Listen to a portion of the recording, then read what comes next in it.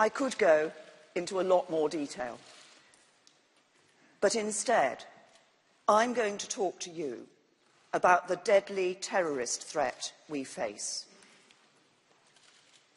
David Haines was a tireless humanitarian worker who helped Muslims not just in Syria, but in Bosnia, South Sudan and Libya. 2 weeks ago, he was murdered by terrorists simply for being British. His murder followed the equally barbaric killings of James Foley and Stephen Sotloff, American journalists who were reporting to the world the plight of the Syrian people. The terrorists who murdered David Haines like to call themselves the Islamic State. But I will tell you the truth. They are not Islamic, and they are not a state.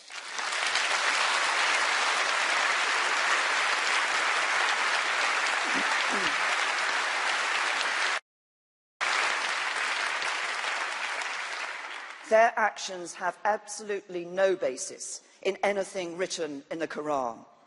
What they believe has no resemblance whatsoever to the beliefs of more than 1 billion Muslims all over the world.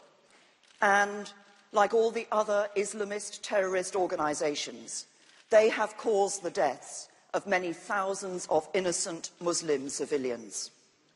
They occupy large parts of Syria and Iraq. This hateful ideology has nothing to do with Islam itself.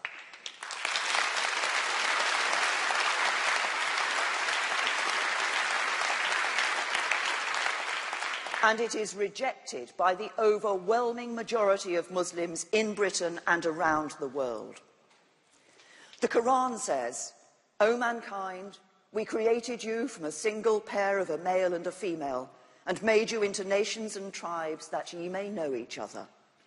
It says, "Let there be no compulsion in religion."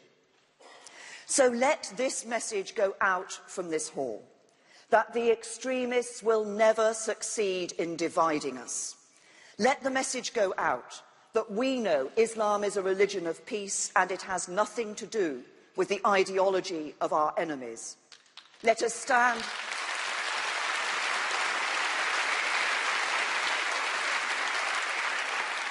And let us stand side by side with the British Muslims who are coming together and saying, "Not in my name."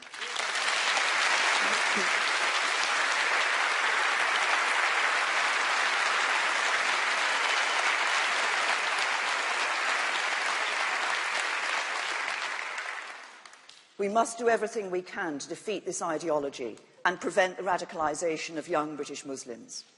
We're toughening up the charity rules and the powers of the Charity Commission, working with Ofcom to deal with extremist broadcasts, improving the inspection regime and strengthening the rules for schools.